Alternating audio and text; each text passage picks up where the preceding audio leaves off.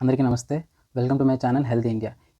మరి ఆ fatty liver రాకుండా జాగ్రత్త చర్యలు ఏంటేంటి ఉంటాయి? ఎలా జాగ్రత్త పడాలి ఏంటి అంటే ఏం లేదండి. జస్ట్ 3 విషయాలు. జస్ట్ మూడే ముచ్చటగా 3 విషయాలు మాత్రం గుర్తుపెట్టుకోండి. ఆచరణలోకి తీసుకురండి.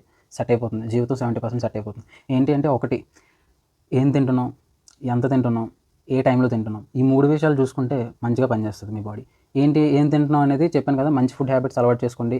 చెత్త ఫుడ్స్ తినొద్దు. చెత్త ఫుడ్స్ అంటే అర్థం చేసుకోండి. అలాంటివి తినొద్దు. జంక్ ఫుడ్స్ కానీ అలాంటివి డీప్ ఫ్రైడ్ కానీ అలాంటివి తినొద్దు. అండ్ ఎంత తింటున్నాం? మీరు ఎప్పుడైనా సరే తినేటప్పుడు ఫాస్ట్‌గా తినడం గానీ, లేదా గబగబా ఏదో టైం అయిపోతుందని తినడం గానీ, టైం అయిపోతుందని తినడం వేరు. అది తర్వాత విషయం. కానీ జనరల్‌గా తింటున్నప్పుడు కొద్దిగా తింటున్నప్పుడు ఒక హాఫ్ హాఫ్ కప్ తినేసినప్పుడు, లేదా మీరు ఎంత తింటారో అందులో హాఫ్ గానీ 70% తినేటప్పుడు కొద్దిగా గ్యాప్ ఇచ్చి చూడండి ఒకసారి. ఒక 1-1 ½ మినిట్ గ్యాప్ ఇవ్వండి. ఆటోమేటిక్‌గా ఫుడ్ స్టమక్‌లో సెట్ అయ్యి మీకు సరిపోయిందా లేదా అని సిగ్నల్స్ ఇస్తది. మీకు సరిపోయినట్టు అనిపిస్తే ఆపేసేయండి ఇంకా. అదే మీరు రోజు కంటిన్యూ చేయండి. ఆటోమేటిక్‌గా మీరు ఎంత తింటున్నారు అనేది సెట్ అయిపోద్ది.